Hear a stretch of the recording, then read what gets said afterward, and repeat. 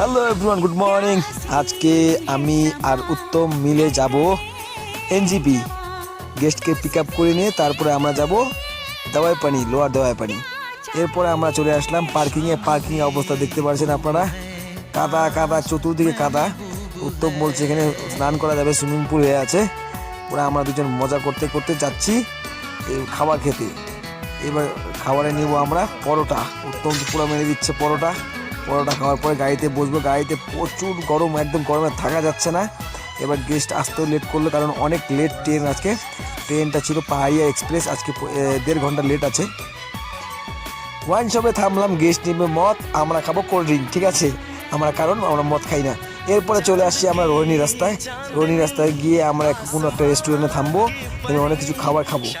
এবার আসলাম আমরা রোহিণী রেস্টুরেন্টে, আর উত্তম আসবে ওখান থেকে।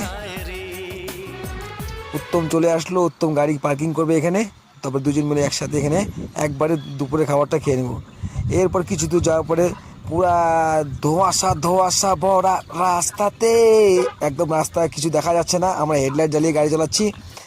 এরপরে আমরা একটু জামে ফেসে যাই সোনাদার আগে। এখানে জামটা ছাড়লো, এখন আমরা সোজা চলে যাব এখন ঠিক দার্জিলিংয়ের 10 কিলোমিটার আগে জোরবাংলা। জোরবাংলা থেকে আমরা ডান দিকে নিয়ে নিলাম। এখান থেকে সোজা আমরা যাব 11 কিলোমিটার। 11 কিলোমিটার পরে আমাদের লোয়ার দাওয়াই পানি 7 মাইল বলে একটা জায়গা আছে। 7 মাইল থেকে আমরা লেফট নিতে হবে। ঠিক আছে, দেখতে থাকুন আমাদের ব্লগটা। আমরা 7 মাইল থেকে লেফট নিয়ে নিলাম। লেফট নেওয়ার পরে উত্তম আসছে উপর থেকে, অল্প দাঁড়াবো আমরা এখানে। ফাইনালি আমরা হোটেলে পৌঁছে গেলাম। এবার আমরা লাগেজগুলো নামিয়ে দিব, তারপর আমরা দুজন আমাদের বেডরুমে চলে যাব। ঠিক আছে, আমাদের রুম কি দিয়েছে